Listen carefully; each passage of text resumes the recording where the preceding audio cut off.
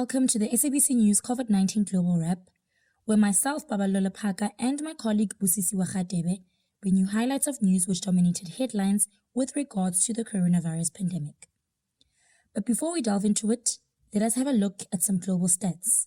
The world currently sits at over 17 million confirmed coronavirus cases, with more than 10 million recoveries and over 670,000 deaths. South Africa still occupies the fifth highest confirmed cases globally, with over 480,000 confirmed cases. Over 300,000 people have recovered, while over 7,800 have died from the virus. In South Africa, there have been mixed reactions to the 70 billion rand loan that the International Monetary Fund has approved for South Africa to help fight the COVID-19 pandemic. National Treasury defended the loan, saying it will allow government to provide relief where it is needed. Tourism Minister Mamoluku Kubayi-Ngubane announced measures regarding provincial travel on tourism-related activities under risk-adjusted Level 3 lockdown. Individuals will be permitted to leave their homes for leisure purposes within their provinces where they currently live.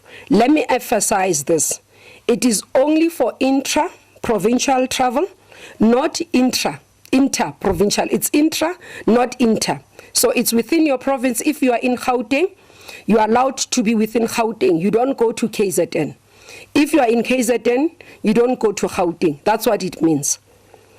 Individuals are still not permitted to travel between provinces for leisure purposes. Accordingly, this change has implications for accommodation facilities that are permitted to operate under Level 3. On to the rest of Africa, the continent has now recorded over 912,000 confirmed COVID-19 cases, with over 559,000 recoveries, and the death toll stands at 19,364. Morocco will stop people entering and leaving some of its biggest cities to contain a surge in COVID-19 cases.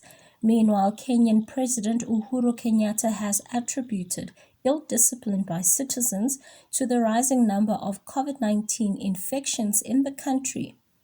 COVID-19 cases in the East African country have doubled since Kenyatta announced a phased reopening of its economy. The World Health Organization and the Africa Centers for Diseases Control and Prevention have launched an expert advisory committee.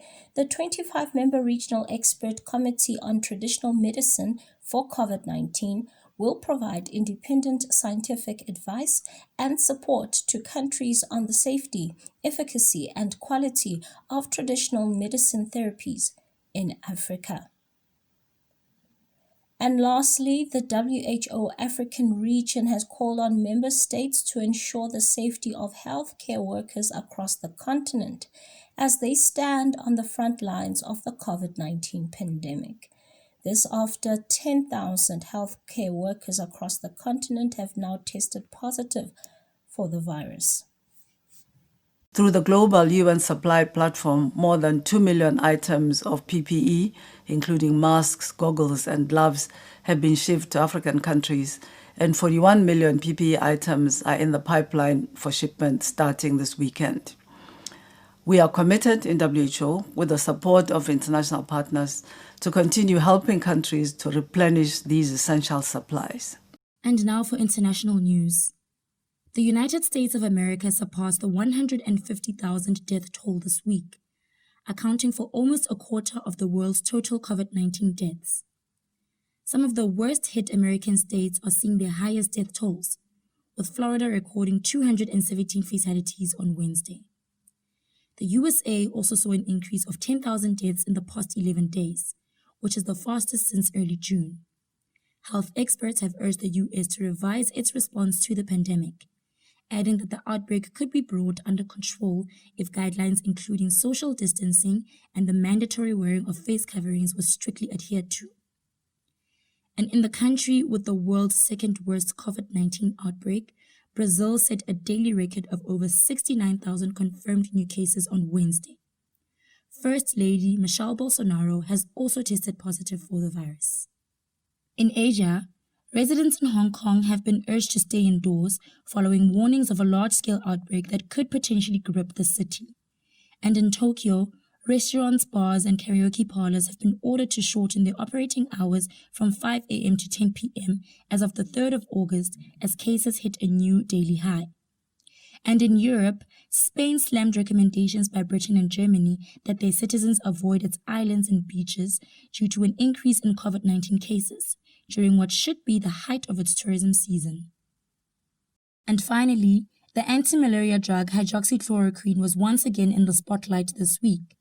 This after a viral video made its rounds on social media where a Cameroonian-born Houston-based doctor, Stella Emmanuel, promoted unproven claims of the drug being a cure for COVID-19.